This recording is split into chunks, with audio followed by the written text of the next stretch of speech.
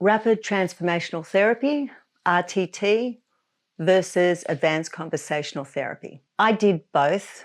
I do one more than the other, of course. But where I started was from RTT, Rapid Transformational Therapy. And I loved it. It really showed me different ways of getting my clients into trance, going down with deepeners, using inductions, having a lot of ways to really get to the client's scenes. And once they got to the scenes, you had these other modalities that you could use, other techniques that you can get them into a process of what that meant for your client. And going down the stairs really gets your client to relax. In some situations, clients find it quite difficult to relax and have their eyes closed for that time frame.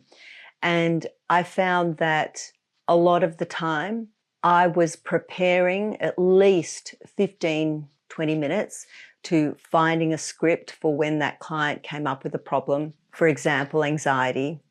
So I would then find a script that I thought was good for my client, personalize it. I would then reiterate what the problem was, where they were stuck, and then go down into the test, the deepeners, the induction. And that took maybe 20 minutes, 15, 20 minutes, because you have to really go slow. You have to be sounding hypnotic. You really have to make sure that the client is in trance. That took a long time for my client and for myself. And there was a lot of talking on my part. When the client does go through the scenes, and you might have 3 or 4 scenes because 3 scenes isn't enough, and you really don't get into the heart of what the real issue is with a client. Even though I got results and the clients really did very well after the sessions, after 3 or 4 sessions, and we might have had a few more after that because, as you know, hypnotherapists always want to make sure that, we follow up and we test. That being said, the process of that session took 2 to 3 hours, sometimes less, but there was many other sessions after that.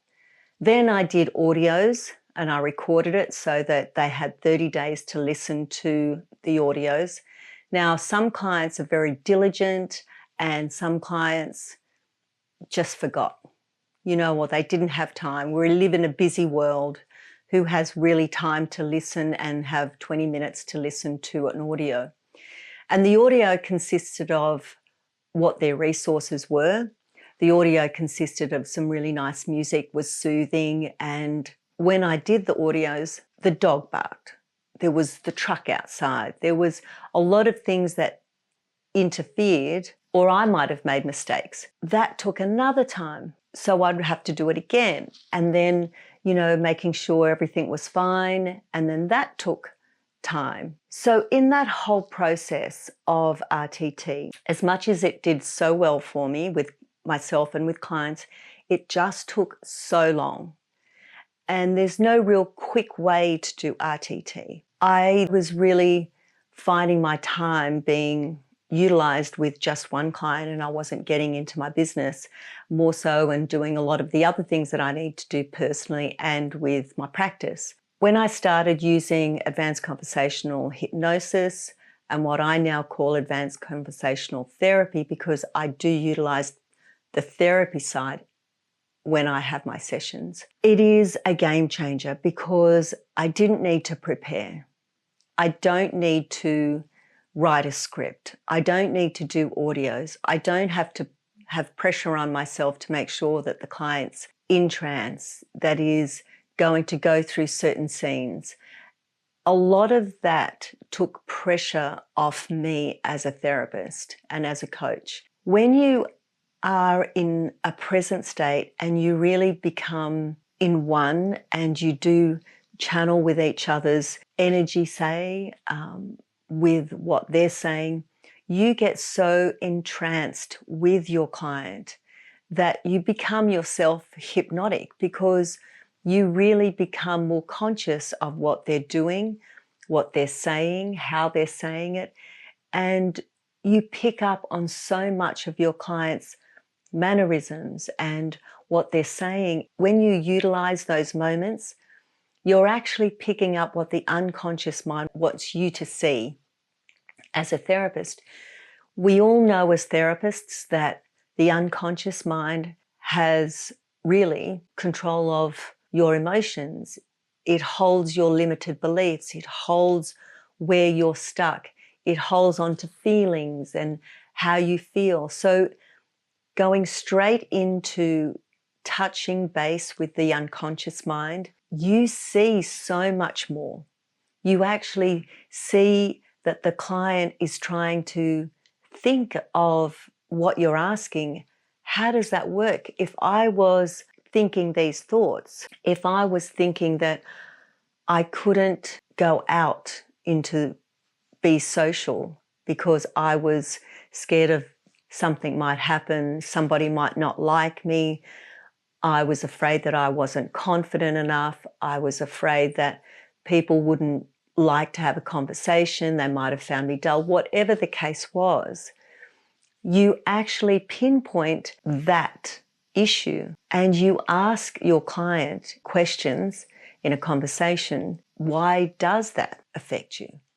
And there's other questions that you might ask depending on the situation. But the point is that you are so in touch with your client that you don't need to have the deepeners. You don't need to have the testing or taking them back to a scene, because the unconscious mind, as I said, holds everything. It holds all your stories. It holds on to memories. It holds on to your beliefs. Why not just let them go naturally to where it needs to go? Let your client figure it out. Don't try to get them to a scene and prepare them for a scene that might not even be relevant. It might just be a conscious memory that really doesn't have anything to do with the issue itself. When you do ACT, or when you do Advanced Conversational Therapy, you're giving them back the resources that they're saying to you. And then you're testing it. And then you're making sure that, is it true? Is that really what the issue is? And as you go into the session, you're really investigating how that client's feeling with what they're saying. Is it really what they believe? Is it somebody else that gave them that belief? And the more questions you ask, the more you're going to get them into that hypnotic state anyway. There's no testing. There's no trying to get them to go back into a childhood, because really it might have just happened weeks ago. It might have just happened at a party, at a situation, a work event. Who knows? The smartest person that's in the room when there's you and your client is your client. And the smartest person with your client is their unconscious mind. So they will know what to do. They will know exactly where to go. They'll know exactly how to feel. And there really is no pressure. And that is the difference between RTT and Advanced Conversational Therapy. We all know that Advanced Conversational Hypnosis is entwined because the hypnotic state will come naturally. But when you use the hypnotic state, you're actually using the therapy side.